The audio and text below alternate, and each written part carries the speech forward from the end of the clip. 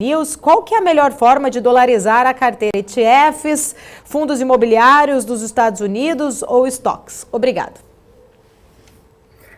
Para nós, analistas de ações, Brasil, é muito difícil a gente ter algum tipo de opinião sobre dólar. Tá?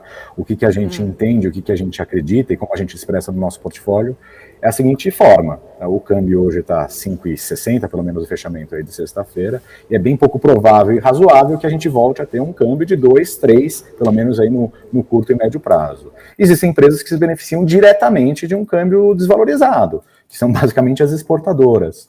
Então, hoje, a gente tem uma posição importante em empresas exportadoras. Primeiro, que elas se beneficiam diretamente deste câmbio mais desvalorizado, e o segundo ponto é que eles se beneficiam de uma recuperação já mais aparente do ciclo global de crescimento. Então, querendo ou não, o petróleo, o petróleo foi uma commodity que chegou a negociar o primeiro futuro em território negativo, decorrente de todas as restrições de circulação e afins. Mas você pega o petróleo há 6 meses atrás, estava no patamar de 20, 25 dólares, agora voltou para os 65 dólares, em cima de uma Ásia que foi a primeira economia a sofrer com todas as restrições e a primeira a se recuperar, e naturalmente são países ou regiões importadoras de commodity. Então, seja no petróleo, seja no minério ou na celulose como um todo, quando a gente pega as empresas exportadoras, elas se beneficiam de forma dobrada, de primeiro, um câmbio muito desvalorizado, tá? Isso é válido no 5,50, 5,60, 5, e também numa commodity em dólar em ascendência. Então essa é a nossa forma de, utilizando os preços de mercado e o que a gente sabe hoje, de alguma forma maximizar o nosso retorno olhando aí a médio e longo prazo. Tá? Então, mas para nós é muito difícil saber o que a gente olha especificamente uma classe de ativos, que é ações, e basicamente no Brasil. Tá? Se tem que dolarizar ou não tem que dolarizar o patrimônio, acho que é uma decisão de cada um de quanto você tem seus gastos futuros e afins. Tá? Então, acho que é um pouco o que a gente acredita. O Gabriel, tem uma pergunta aqui, Mafi está perguntando para você qual que é a expectativa de vocês aí, como um todo, para as reformas. Quais vocês acreditam ter mais chance de sair? Como e quando isso pode impactar o mercado?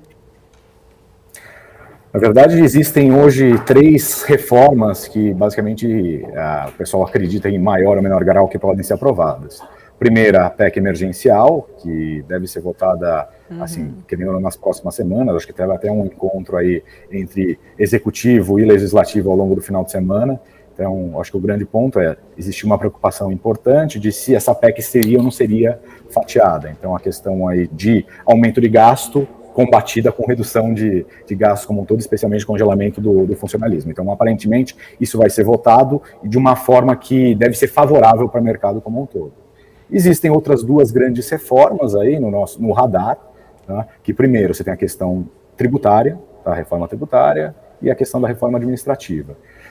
Falam, então pelo menos todos os consultores políticos que a gente conversa e afins, falam que especialmente a tributária, ela depende muito mais de vontade política, e hoje, querendo ou não, você tem uma Câmara e Senado um pouco mais vocal, tá? em relação a esses temas, e a administrativa, mesmo sendo aprovada, ela deve ter pouco impacto aí no curto prazo, porque ninguém quer tirar benefício já concedido, então, do funcionário da ativa.